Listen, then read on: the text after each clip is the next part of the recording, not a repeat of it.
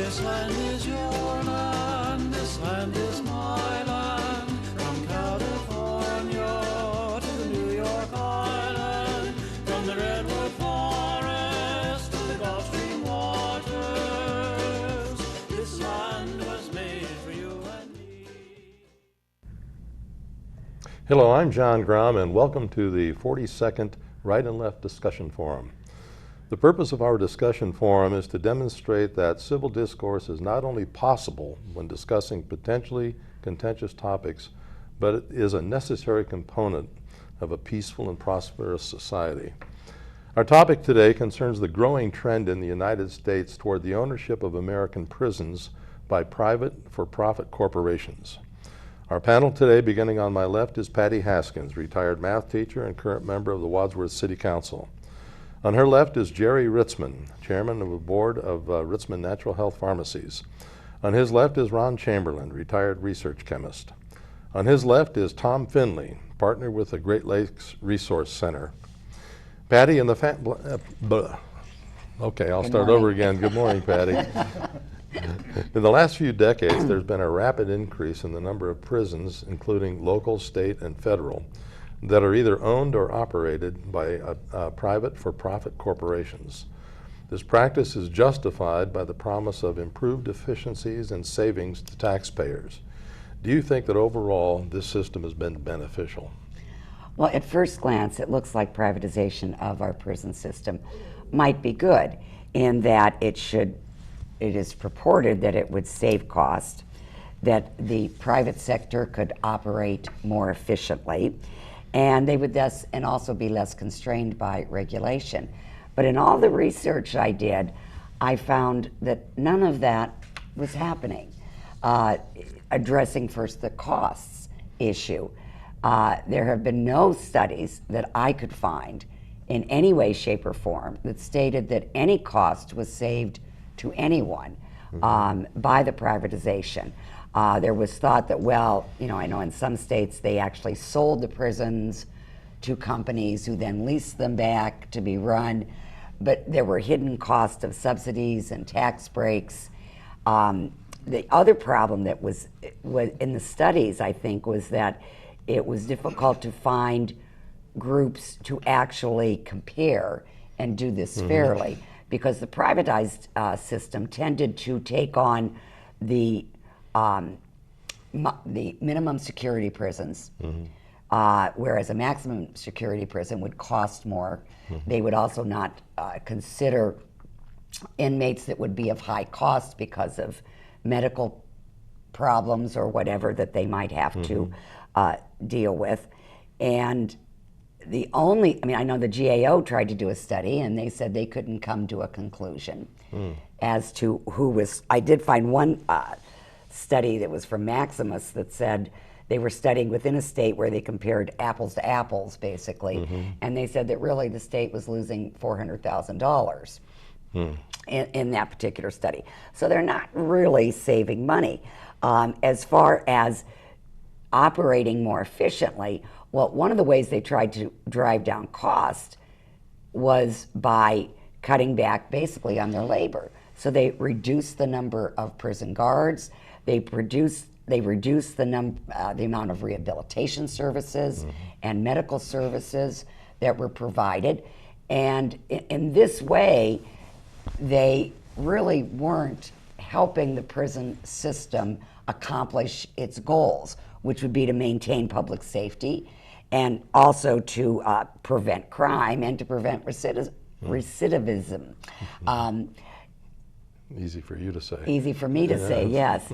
And this obviously is a problem. In one study that I found, it stated that since privatization, that there has been an increase by over 67% of prisoner-on-prisoner violence, and an increase of like 47% of prisoner-on-staff violence. That's within private prisons? Within the private prisons, wow. And it's due to the fact that they've cut back on staff. On the other concern I have as well is the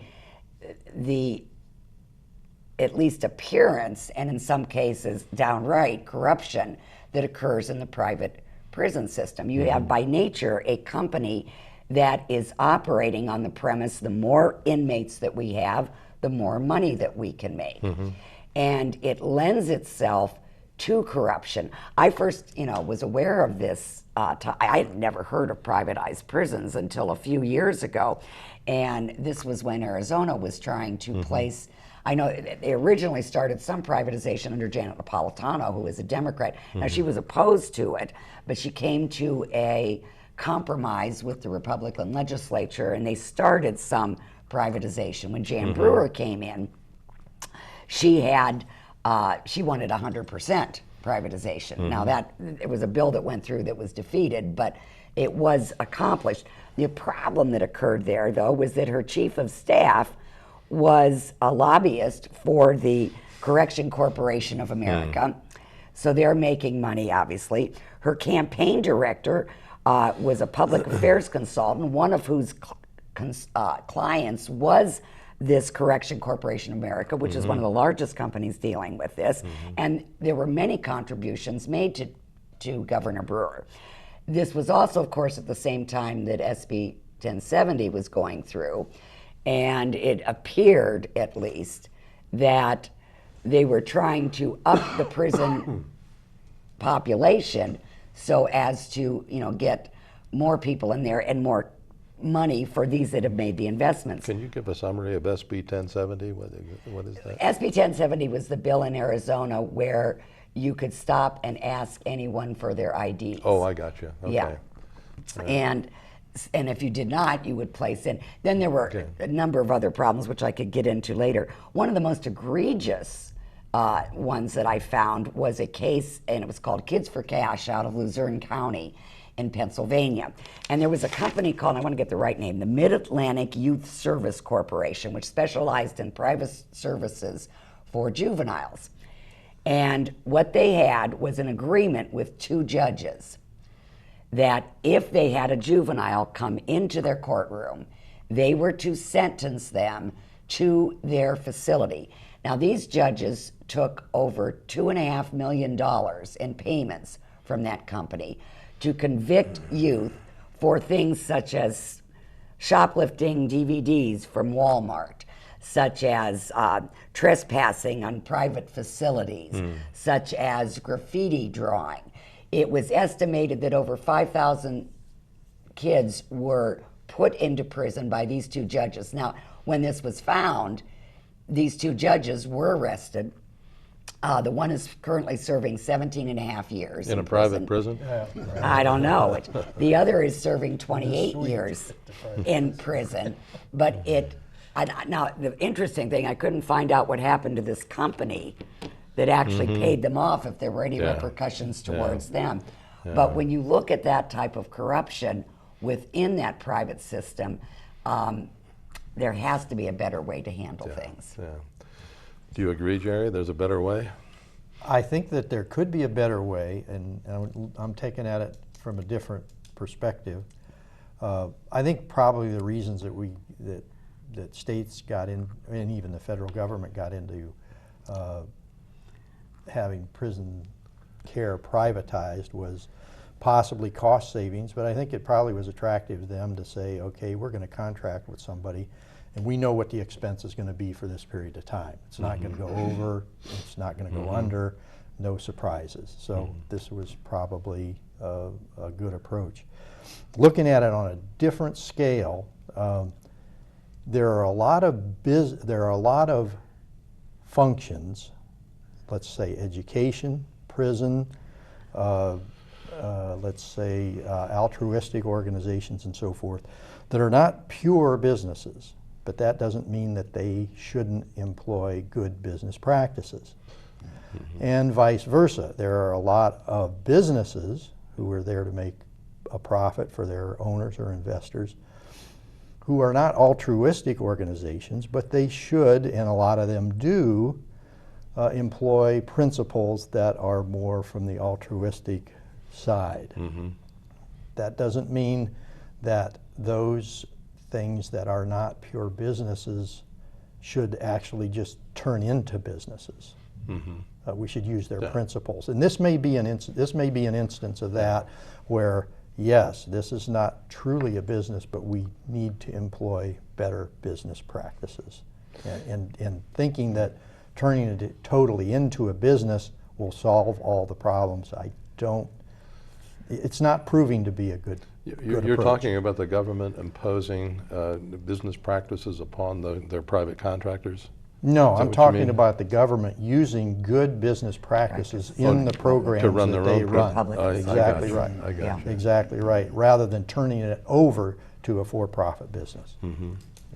Yeah. I think, I don't know, look back, Robert McNamara may have done that as Secretary of, what was he, Secretary of Defense. Defense back in the 60s. He came from the auto industry and probably used a lot of those principles in the Department of Defense that he had used in the auto industry. But they didn't turn the Department of Defense into they didn't contract that out to a business. No. That's a big example. No. And I think that that's applicable in a lot of instances.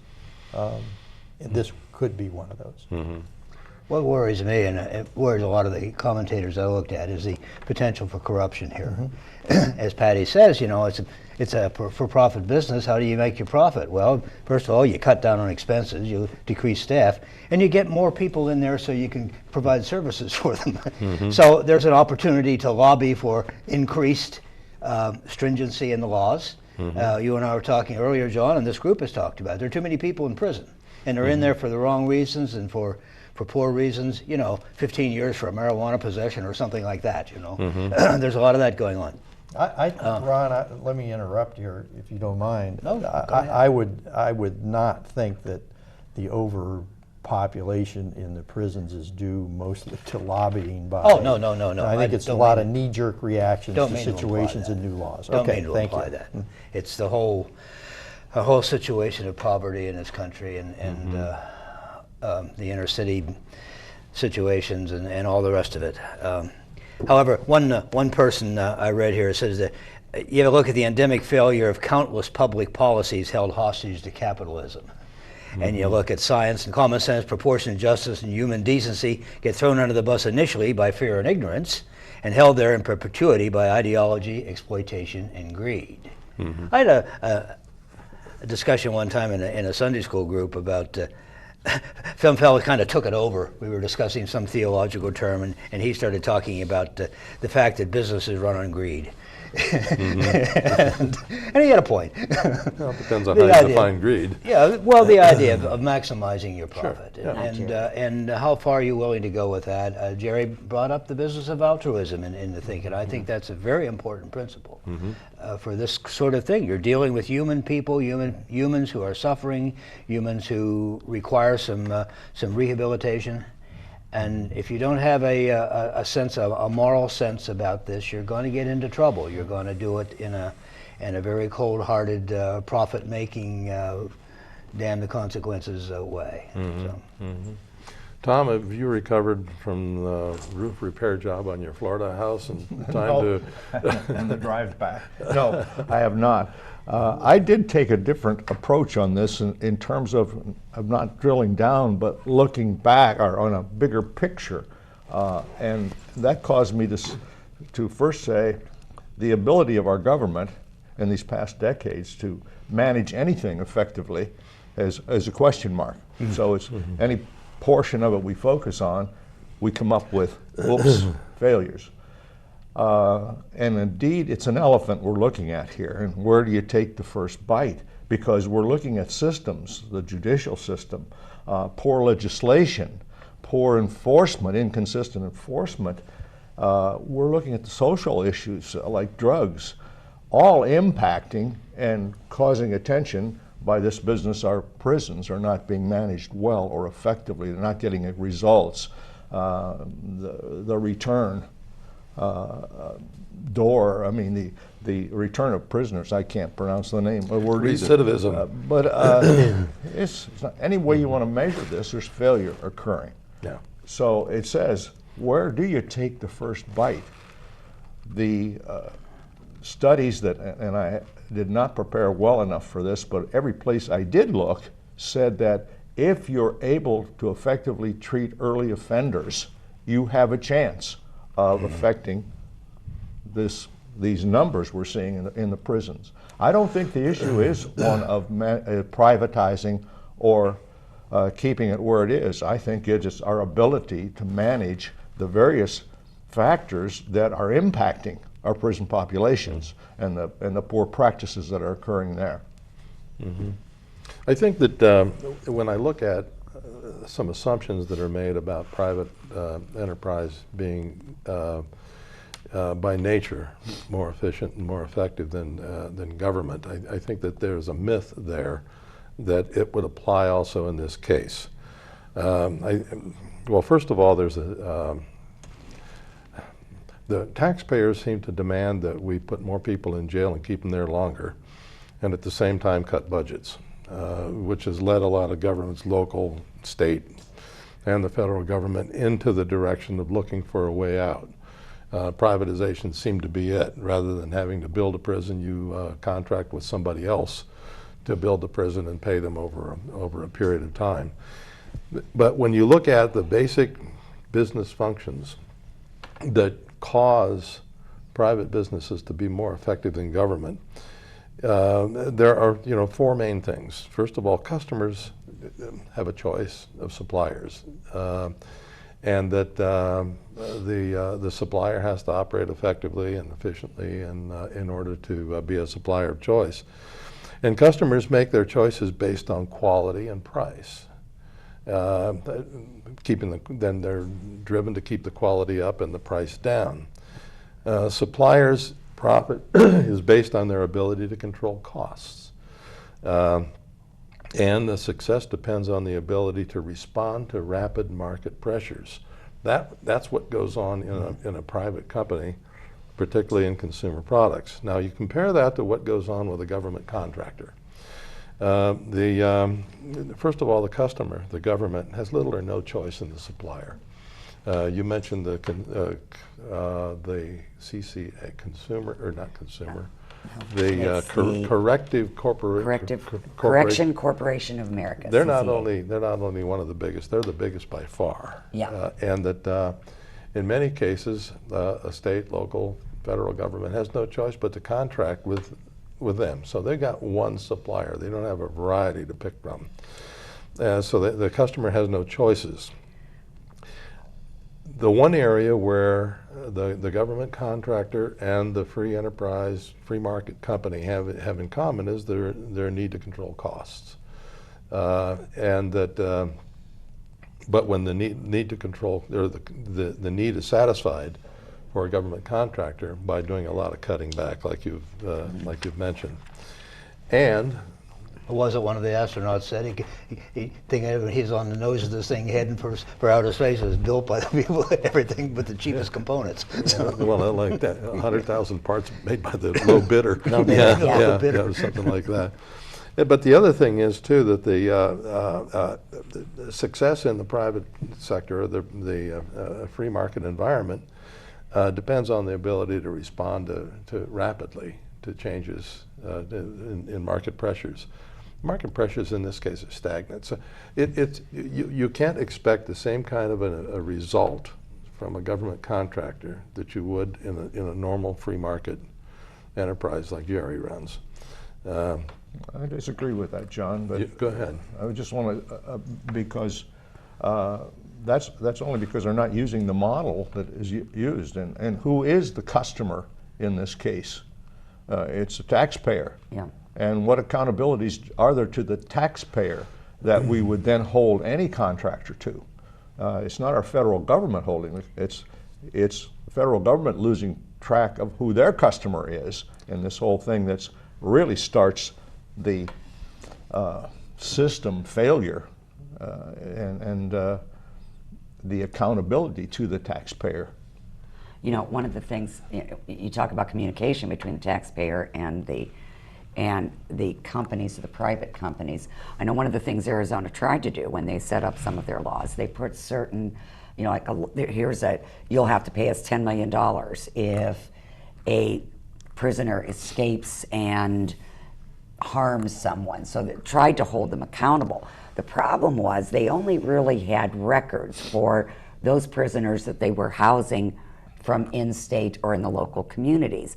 Places like Arizona are taking in prisoners from other states where where they're overcrowded, they don't have private prisons.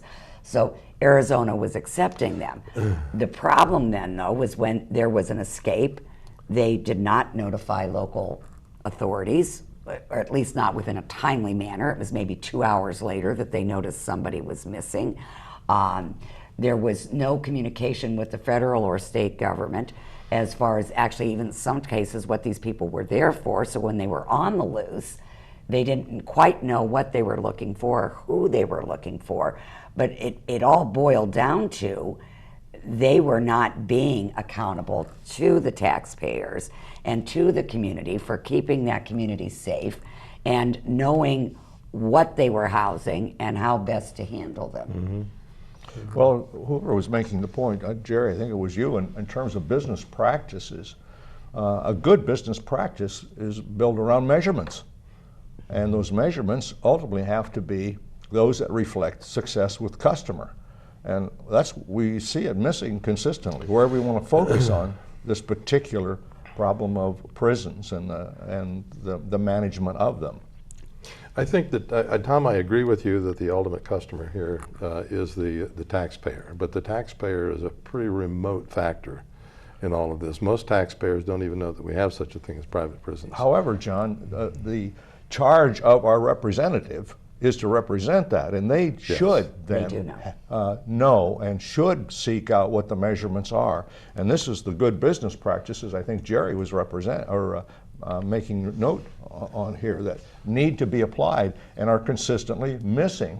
And as our government has gotten larger, it's been worse. And so the lack of accountabilities we see in this instance glaringly so. And the taxpayers, again, whether you want to call it apathy or whatever, as long as these people are put away and are out of sight, we're okay, we're protected. But I don't want to pay for it. I don't want to pay for it. That's another problem. Yes. It is another problem. And again, you're back to this business of effectiveness of our government. Their own accountability has led to the taxpayer, I don't want to pay for that, or I don't think the money's going where it should be, or whatever form the distrust takes as we express this. So our prison systems are certainly reflective of what's happening within our government itself and their ability to manage anything. Ron, do you agree that with Tom's pessimism about the government's ability to manage anything? Pretty much. I think one of those comments is the greatest fun you have is the comment, listen to the comment says, I'm from the government and I'm here to help you. So that sometimes doesn't work very well. Yeah, I having been a person who's, at least for part of my career, was working under government budgets. In fact, the early part of my career in graduate school under government budgets, which seemed to go away at inopportune moments. It's not an efficient system. It's not an efficient system, and you're held accountable, but not as stringently as you might be. I'm not being a whistleblower, but there were some practices that you don't necessarily tell a lie, but you kind of decide very carefully what much of the truth you want to reveal to get that next stage of the contract awarded. I think that's endemic. That's endemic to a government process. I agree with Tom that it's not an efficient method. Our government's really too big, and I don't think that our local representatives in some cases are representing us very well. You know, I'm not disagreeing, I'm agreeing. Because my first career was in public education, and the funding, the laws around the management of that were terrible 50 years ago. They haven't gotten any better, and they're just an illustration of this failure to manage effectively. Yeah. And John, you used the word pessimism. I'm not pessimistic. I am concerned, and I hope more and more taxpayers are concerned. I think we still have the best system in the world, and whenever we compare world numbers with us, we often don't have apples to apples, whether it's schools or prisons or whatever, because one of the reasons in some of the European countries where you don't have so many people in prison, those laws are so harsh and so unfair that people live in fear, and therefore you have fewer people in prison. So, and then there's this business of executions and the fact that it's very discouraging to even think about crime. But if government cannot run the prisons successfully, and I don't believe private organizations are running successfully, then what is the solution? You know, perhaps the solution lies in some sort of reform as far as our justice system is concerned, and Or the way we pick leaders. or the way we pick leaders, Yeah, right? we have a leadership problem. Jerry, speaking as a a free enterprise retailer and all, how do you compare the free enterprise business practices to a private company that's under contract to the government? Can you? Well, I would have to think about that, John. I don't really understand the question, or Well, I mean, you have a government contract, and you're pretty, it's pretty well defined what you can or can't do and what the parameters are, I think, and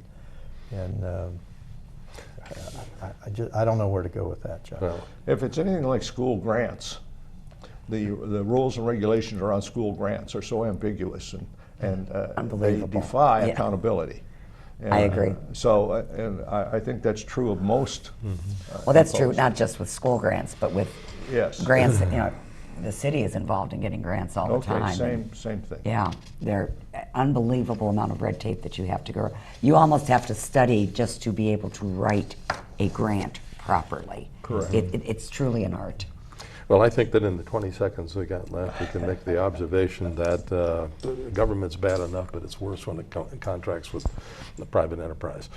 And that turns out to be a bad deal all around. Not all around. Well, I can give you some examples, but we don't have time for all of that. But thank you very much for another stimulating conversation. I'd like to end with a quote from Nelson Mandela. It has been said that no one truly knows a nation until one has been inside of its jails. A nation should not be judged by how it treats its highest citizens, but its lowest. That is from a true world hero. Thank you very much, folks. Thanks for joining us.